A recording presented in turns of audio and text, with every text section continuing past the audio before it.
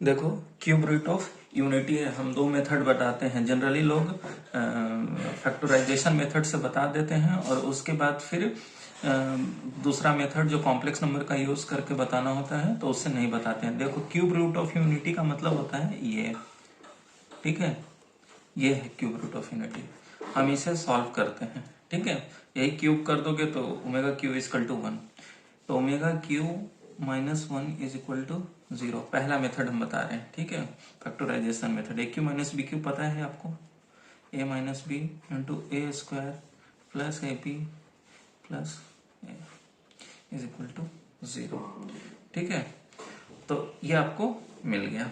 यहां से करो तो ओमेगा माइनस 1 इजकल टू 0 और omega square plus omega plus 1 is equal to 0। यहां से आपको क्या मिला, ओमेगा इजकल टू 1। इसको अलजेब्रा, ये क्वाड्रेटिक इक्वेशन है, इसको सॉल्व करोगे तो omega is equal to minus b plus minus root over b square minus 4ac upon 2a, ठीक है, is equal to minus 1 plus minus 3 है तो माइनस 3 का तो आई अंडर रूट माइनस 1 को आई लिख देंगे तो ठीक है, plus minus i under root 3/2, ठीक है। अगर देखो omega is equal to minus 1 plus I root 3/2 लिखते हैं, ठीक है, एक ओमेगा, ठीक है। इसका स्क्वायर करते हैं, ठीक है, तो ओमेगा स्क्वायर इजकल टू, इसका स्क्वायर करें तो 1 minus 3 minus i times 2 root 3/2 is equal to क्या हो जाएगा फाइनली, ठीक है, ये 4 आ जाएगा ना स्क्वायर करेंगे तो minus 2 minus i times 2 root 3/4 is equal to minus 1 minus i root 3/2, जो कि दूसरे रूट के बराबर हुआ। एक प्लस लिया एक माइनस लिया तो एक ओमेगा रूट आया, इसका एक ओमेगा स्क्वायर आया, ठीक है। अब एक चीज और बताता हूं आपको, ये जो इक्वेशन है क्वाड्रेटिक इक्वेशन, इसका रूट अगर अल्फा बीटा जो कि ओमेगा ओमेगा स्क्वायर है, इसका रेसिप्रोकल ऑफ द रूट करेंगे तो 1 alpha 1 by beta same he equation बनेगा। कैसे, अब आप देखो अल्फा ओमेगा के बराबर है तो 1 को क्या लिख सकते हैं, ओमेगा क्यूब, अल्फा ओमेगा के बराबर, तो क्या हो गया ये ओमेगा स्क्वायर, ठीक है। सिमिलरली बीटा को देखो तो 1 को ओमेगा क्यू लिख सकते हैं अपॉन ओमेगा, ठीक है, जो कि क्या बन गया बीटा को ओमेगा स्क्वायर, तो ये क्या बन गया ओमेगा। तो ठीक है, आप ये हमेशा इस इक्वेशन का एक प्रॉपर्टी ध्यान रखना है कि इसका रेसिप्रोकल ऑफ रूट भी सेम ही क्वाड्रेटिक इक्वेशन फॉर्म करेगा, ठीक है ना। अगर अल्फा बीटा इसका रूट है तो इसका रेसिप्रोकल ऑफ रूट्स भी सेम ही इक्वेशन क्वाड्रेटिक इक्वेशन फॉर्म करेगा। ये बहुत फेमस रिजल्ट है। तो आपको ये पता चल गया कि क्यूब रूट ऑफ यूनिटी में किस क्या क्या रूट हमें मिले, ठीक है, ठीक है। एक ओमेगा इजकल टू 1, एक omega is equal to minus 1 plus root i root 3/2, एक है माइनस 1 माइनस आई रूट 3/2। अब इसका पोजिशनिंग देखते हैं, ठीक है, इसका पोजिशनिंग अब देखो, एक ओमेगा इजकल टू 1 तो यहाँ मिला, एक है माइनस 1 प्लस आई root 3, minus 1 negative X coordinate plus है तो प्लस वाई कोऑर्डिनेट ये है, ठीक है। तो ये आपका दूसरा रूट मिला, ठीक है, और ये आपका यहाँ पे निगेटिव है दोनों तो ये ओमेगा स्क्वायर है।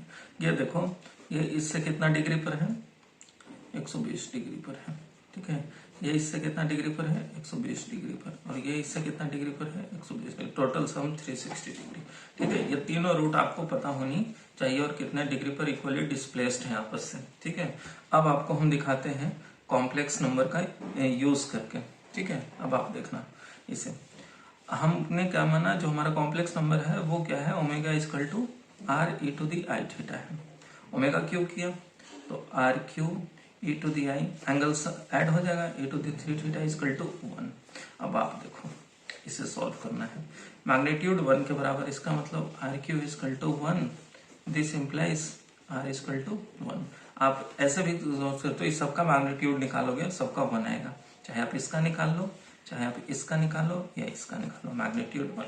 अब 1 कब मिलेगा, जब हम 3 थीटा 0 डिग्री के बराबर 0 पर आए, या फिर 1 कब मिलेगा, 360 घूम कर आए, या फिर 3 थीटा 360 के बराबर, या फिर 360 घूमा फिर 360 और मतलब 3 थीटा 720 के बाद, ठीक है, फिर 360 ऐड कर दो, 3 थीटा 1080 के बराबर, ठीक है। अब यहाँ से थीटा निकालो तो यहाँ से थीटा इजकल टू 0 डिग्री, ठीक है। यहाँ से 3 थीटा, हम क्यों यहीं तक लिए हैं ये भी बताएंगे। तो यहाँ से थीटा इक्वल टू 120 डिग्री, ठीक है, ये देखो। फिर यहाँ से करो तो क्या आएगा, थीटा इक्वल टू 240 डिग्री, ठीक है।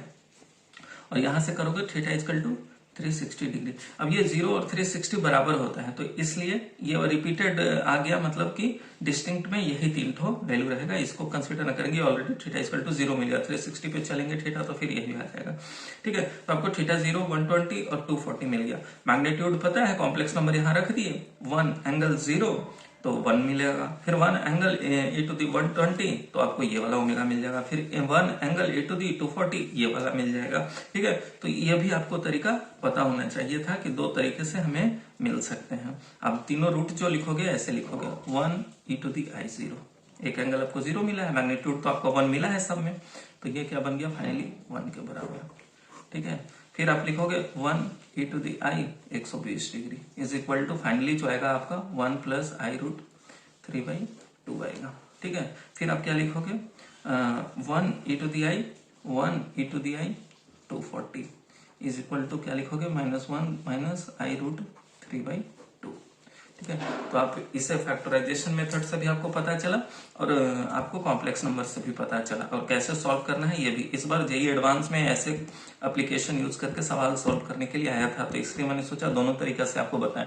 और इस तरीका से आपको एक और चीज क्या बताया, यूनिक चीज, कि अगर इसका रूट्स अल्फा बीटा है तो इसका रेसिप्रोकल जो रूट्स है तो उसका क्वाड्रेटिक इक्वेशन सेम ही बनेगा, ठीक है। तो आपको ये बात दोनों बारीकी बातें ध्यान रखनी होगी।